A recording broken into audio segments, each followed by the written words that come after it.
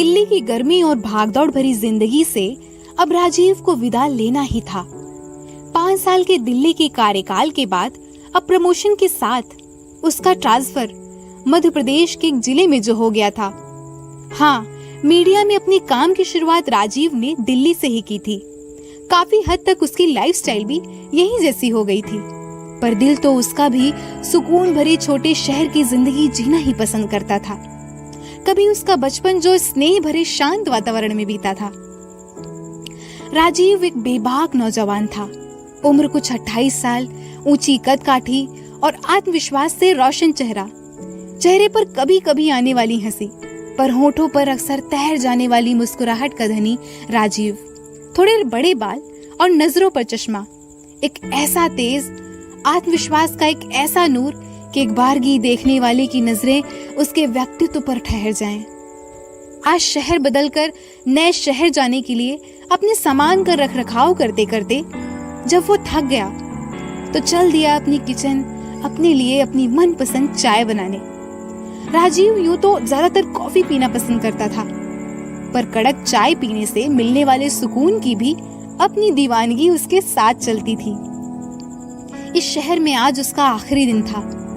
दफ्तर की अपनी मेज से सामानों के आखिरी बक्से को ले जाते समय कुछ एहसास, कुछ मुस्कुराहटें और कुछ यादें हर बढ़ते कदम के साथ उसकी आंखें नम कर रहे थे। एक लम्हा तो ऐसा आया कि आंखों को आंसुओं ने घेर लिया और कार के बोनट पर सामान को टिकाकर, चश्मा उतारकर, बेख्याल बहते आंसुओं को अपने शर्ट की फोल्ड की हुई आस्तीन से पोंछना पड़ गया उसे। वो सिर्फ दफ्तर छोड़कर नहीं जा रहा था, बल्कि अपने पहले प्यार की यादों को भी छोड़कर जा रहा था। आंसुओं के बहने से अंदर कुछ खाली जगह बनने पर उसने महसूस किया कि उसका मन थोड़ा खुश भी था। आखिर बड़ी जिम्मेदारी संभालनी थी और उसकी बेशतर कोशिशों के बावजूद भी वो इस शहर को अपना नहीं पाया था और न ये शहर उसका हो सका था। सुनहरा दिन पिघलते पिघलते शाम के नारंगी मोतियों में ढलता गया। आहिस्ता आहिस्ता रात के नीले समंदर में यह मोती भी गुम होते चले गए। हर रोज उसके सामने से जो पल में ओझल हो जाया करती थीं, उन इमारतों जो पल में कट जाया करते थे, उन रास्तों और जो अगले दिन फिर नजर आ जाया करते थे, उन चेहरों को आज राजीव ने लाजिम से जरा ज्यादा गौर से देखा, जरा ज्यादा वक्त देकर गुजारा और जरा ज्यादा गम अपने जहन में महसूस किया। कार से बाहर आते हुए राजीव ने आसमां को निहारा। चांद और हमेशा उसके नजदीक रहने वाला एक तारा आज भी अपनी जगह पर स्थिर थे। लंबी गहरी सांस सीने से उतारते हुए चांद और तारे की स्थिरता का सुकून अपने होठों पर हल्की मुस्कुराहट के तौर पर उसने महसूस किया।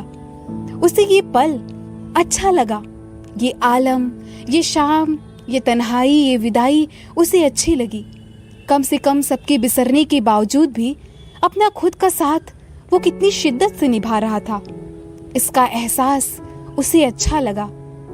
जिन मौकों पर वो टूट सकता था, उसने उन मौकों के अनुभवों को खुद को और संवारने का जरिया बनाया और शालीनता से परिपक्वता को अपनाता चला गया, बिना मलाल के।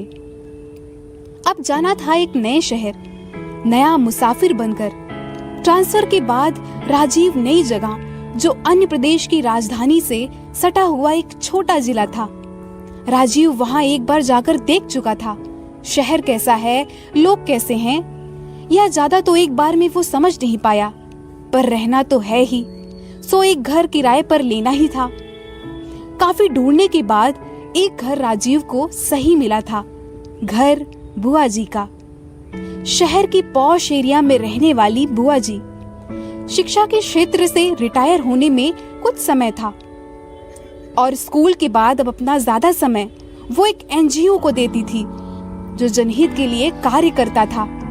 बुआ जी, जिनके परिवार के नाम पर एक भतीजी जो उन्हें बेटी जैसी प्रिय थी, एक ही बिटिया जिससे प्यार उन्हें भी बहुत था और बेटी भी उनका ख्याल बहुत स्नेह और जिम्मेदारी से रखती थी।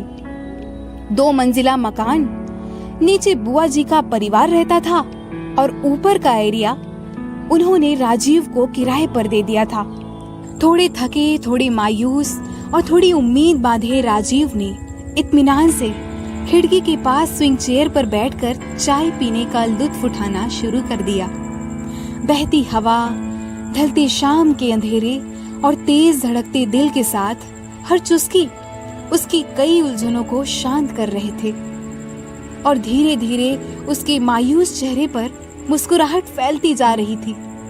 अकेलेपन और बीते कल की यादों से परेशान राजीव अब जाना चाहता था यहाँ से, अपनी मर्जी से, एक नई जगह, नए अनुभवों को पाने, नए लम्हों को जीने, खूबसूरत जिंदगी को हम सफर बनाने।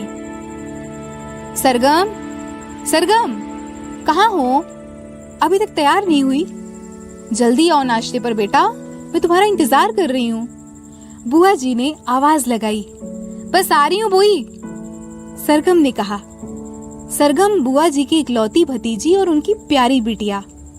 यूं तो सरगम 24 बरस की हो चुकी थी, पर बुआ जी के लिए अब भी वो छोटी सी गुड़िया ही थी। बुआ जी ने सरगम को इतना निश्चल प्यार दिया कि सरगम भी बुआ की तरह मासूम लेकिन जिंदा दिल इंसान बनी। प्यार से बुआ जी को सरगम भी बुई पुकारती थी। ना बुआ जी को बुरा लगता था, ना सरगम बुआ जी के साथ जिंदगी बिताने में कोई संकोच करती थी। सफेद गुलाब जैसे सरगम, 5.5 फीट से थोड़ी ज्यादा लंबाई, चेहरे पर सदा एक खिलखिलाती मुस्कुराहट, नजरों में चमक और चांद जैसे मुखड़े को घेरे गहरे भूरे रंग के बाल, हल्के हल्के घुंघराले, काली आंखें ऐसी खूबसूरत, ऐसी गहरी कि कभी सारी कहानी पलक झपकाते कह दें, कभी सारी दास्तां खुद में ही समेट लें। न छल न कपट, बस अल्लड़ सी सादगी को जहन में समेटे एक लड़की। साथ यह भी कि उसने खुद को सलीके से जीने वाली शख्सियत भी बनाया था।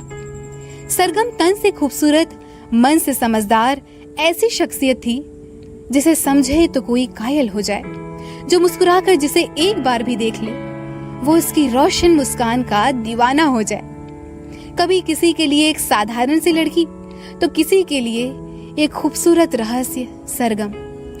ऑफिस जाने को तैयार सरगम ने अपनी बड़ी बड़ी आंखों में काजल लगाया और होठों पर कोरल पिंक शेड की लिपस्टिक लगाई और जरा इत्मीनान से मुस्कुराकर आईने में खुद को निहारा। एक बारगी आईना भी कह उठा, क्या खूब। सरगम, आज भी ऑफिस लेट पहुंचने का इरादा है क्या? बुआ जी ने प्यार से डांटते हुए कहा। सॉरी बुई, कल से पक्का तैयार हो जाऊंगी। क्या बुई, कभी कभी तो मुझे लगता है मेरे ऑफिस पहुंचने की उससे ज्यादा जल्दी आपको रहती है। बुई, काम ही काम तो है जिंदगी भर, थोड़ा समय आपके साथ गुजारने में क्यों सोचूं इतना? और वैसे भी मुझे घर से मेरी बुई से प्यार है, बस। सरगम इठलाते हुए बोली और हंस दी। हाँ बाबा, सुन ली तुम्हारी बात, अब आओ बैठो मेरे पास। बुआ जी ने सरगम का हाथ पकड़कर डाइनिंग टेबल पर अपने पास की चेयर पर बिठा लिया। दोनों ने नाश्ता किया और बातचीत करती रहीं। अच्छा सुनो सरगम, मैंने ऊपर वाला कमरा किराए पर दे दिया है। यहाँ हम दोनों ही तो रहते हैं, उस पर भी हम अक्सर बाहर ही रहते हैं। अच्छा रहेगा ना कि घर में एक और सदस्य आ जाए। सरगम से बुआ जी ने कहा। ठीक है ना बुई, जैसा आपको ठीक लगे। अच्छा अब मैं चलती हूँ, सरगम ने कहा। राजीव अपने सामान के साथ नए शहर आ चुका था। बुआ जी का घर अब उसका भी घर हो चुका था। राजीव, अगर तुम्हें किसी भी चीज की जरूरत हो या कोई मदद लगे तो तुम मुझसे कहना, and please make yourself comfortable here. बुआ जी ने राजीव से कहा। राजीव ने भी मुस्कुराते हुए हामी में सिर हिला दिया और बुआ जी का शुक्रिया अदा किया। धीरे धीरे नए घर, नई जिंदगी, नए ऑफिस की दिनचर्या में राजीव ढलता जा रहा था। वो खुश भी था। नया शहर काफी शांत था। उसे अच्छा लगता जब ऑफिस के रास्ते सड़क किनारे बाहें फैलाए हरे भरे पेड़ सड़क के मुसाफिरों को अपनी छांव में छुपाते चलते, नए शहर की हवा की ताजगी से उसकी सुबह वाकई नई महसूस होती। ऑफिस जाने के लिए राजीव घर से निकला तो उसने मुस्कुराकर बुआ जी को नमस्ते कहा। बुआ जी ने पूछा, कैसे हो राजीव, घर में कोई परेशानी तो नहीं हुई ना? नहीं मैम, कोई परेशानी नहीं हुई। वाकई आपका घर बहुत प्यारा है, लोकेशन और माहौल बहुत शांत और बगीचा बहुत सुंदर। बालकनी में बैठकर चाय पीने से तो मेरा दिन बन जाता है। बहुत अच्छा लगा मुझे आपका घर, बिल्कुल मेरे मम्मी पापा के घर जैसा। राजीव ने एक सांस में खुशी खुशी अपने मन की बात कह दी। शुक्रिया राजीव, और तुम मुझे मैम नहीं बुआ जी कह सकते हो। स्कूल से लेकर यहाँ कॉलोनी के सारे बच्चे मुझे बुआ जी तो कहते हैं। बस मेरी एक लाडली है जो मुझे बुई पुकारती है। अच्छा, अंदर आओ, साथ बैठकर चाय पीते हैं। फिलहाल समय है ना तुम्हारे पास ऑफिस जाने में? बुआ जी ने राजीव को अंदर बुलाया। राजीव उनके साथ उनके घर के अंदर चला गया और दोनों बातचीत करने लगे। वैसे तो राजीव कुछ रिजर्व नेचर का था, पर खुद को बदलने, संवारने और जी भर के जीने की चाहत को उसने इस नए आयाम के साथ पनपने की इजाजत दे दी थी। सरगम, ओ सरगम, राजीव के लिए भी चाय लाना।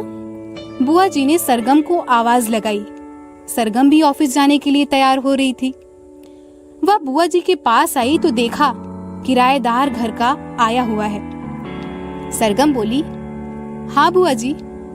सरगम, यही है राजीव, हमारे किराएदार जो ऊपर रहते हैं। राजीव, यह है सरगम, हमारी बिटिया।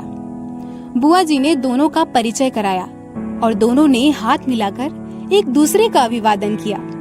सरगम और राजीव की यह पहली मुलाकात औपचारिक थी। सरगम, राजीव के लिए भी चाय बना लाओ, आज हम साथ बैठकर चाय पियेंगे, बुआ जी ने सरगम से कहा। वो मुस्कुराकर हाँ कहकर अंदर चली गई। पता है राजीव, हम दोनों का घर में नियम है कि हम ऑफिस जाने से पहले मिलकर चाय पीते हैं, फिर जाते हैं अपने अपने काम पर, बुआ जी ने राजीव से कहा और मुस्कुरा दी। अच्छा है ना बुआ जी, साथ बैठकर बातचीत करने का मौका मिल जाता है, नहीं तो आजकल के परिवारों में सदस्य आपस में ही बात नहीं करते। पर आप दोनों में बहुत स्नेह है, जानकर अच्छा लगा, राजीव ने मुस्कुराते हुए कहा। बुआ जी के घर में बैठे राजीव की उनके साथ बातचीत चल ही रही थी कि सरगम चाय ले आई और बुआ जी को उनकी चाय की प्याली दी। लीजिए राजीव जी, सरगम ने राजीव से चाय का कप देते हुए कहा। सरगम के लफ्जों में राजीव जी सुनते ही राजीव के मन में हलचल सी मच गई। राजीव, जिसे राजीव जी सिर्फ एक शख्स ने पुकारा था आज तक, वो शख्स जिससे राजीव प्यार करता था, वो शख्स जो राजीव की मोहब्बत का जहां था, वो शख्स जो कभी उसका अपना था, और वो ही शख्स जो अब पराया होकर किसी और की अमानत हो चुका था। फिर डूबने उसी की यादों में, उन्हीं ख्यालों में उसका दिल चाहता था। पर अपने ख्यालों को एक तरफ रखकर राजीव ने सरगम को मुस्कुरा कर कहा, शुक्रिया तुम्हारा। मुलाकात के थोड़ी देर बाद वो अपनी ऑफिस के लिए निकल गया। दिनचर्या चलती रहती और अब राजीव और सरगम अक्सर एक दूसरे को हाय हेलो कर लेते और दोनों में कभी कभार थोड़ी बातचीत भी हो जाया करती थी। यहाँ वहाँ की, नए पुराने शहरों की, दोस्तों की, यारों की, घर परिवार की, बंधनों की और व्यवहारिक आजादियों की, सभी तरह की बातें। कभी चाय की चुस्कियों पर, कभी किताबों की मेज पर, कभी देहरी से टिककर, तो कभी बगीचे में धूप पर एक दूसरे से ढेर सारी बातें करना।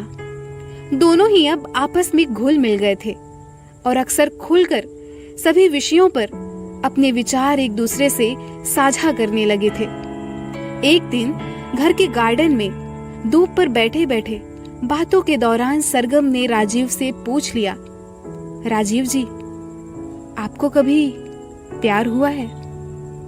दोस्तों, अभी आपने सुना ख्वाहिश का पहला अध्याय। क्या राजीव को कभी प्यार हुआ था या नहीं? वो सरगम को क्या जवाब देता है, जानने के लिए सुने दूसरा अध्याय जल्द ही।